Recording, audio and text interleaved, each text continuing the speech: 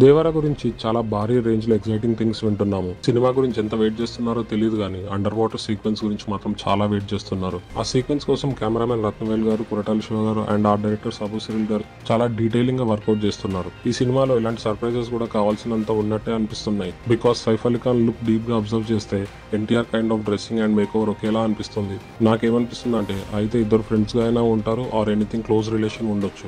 And నాకు ఒక doubt ఏంటంటే ఆ అండర్ వాటర్ ఫైట్ సీక్వెన్స్ సినిమాకి ఒక పెద్ద అసెట్ అన్నారు కాబట్టి సినిమాకి అది ఒక టర్నింగ్ సీక్వెన్స్ అని డిఫరెంట్ గా చెప్పొచ్చు. ఇక్కడ ఇంకో పాయింట్ ఏంటంటే మనకి సైఫ్ అలీ ఖాన్ నెగటివ్ రోల్ అనేది ఒక క్లారిటీ వచ్చింది. బట్ ఇందాక అన్నట్టు ఎన్టీఆర్ అండ్ సైఫ్ కి ఒక బాండింగ్ ని ఎలివేట్ చేసి ఒక పెద్ద టర్నింగ్ పాయింట్ కింద సైఫ్ ఎన్టీఆర్ ని మోసం చేసే ప్రాసెస్ లో కూడా ఆ ఫైట్ ఉండొచ్చు. ఇది నేను ఎందుకు అనలైజ్ చేస్తున్నానంటే ఈ సినిమాలో దసరాలో విలన్ గా నటించిన షైన్ టామ్ చాకో కూడా ఉన్నారు. ఒకవేళ నేను అనుకున్నది కరెక్ట్ అయితే ఈ షాట్ లో ఉన్నది అతనే. ఆ షాట్ చూస్తుంటే ఖచ్చితంగా ఎర్ర సముద్రంపై దండయాత్ర చేయడానికి అనిపిస్తుంది.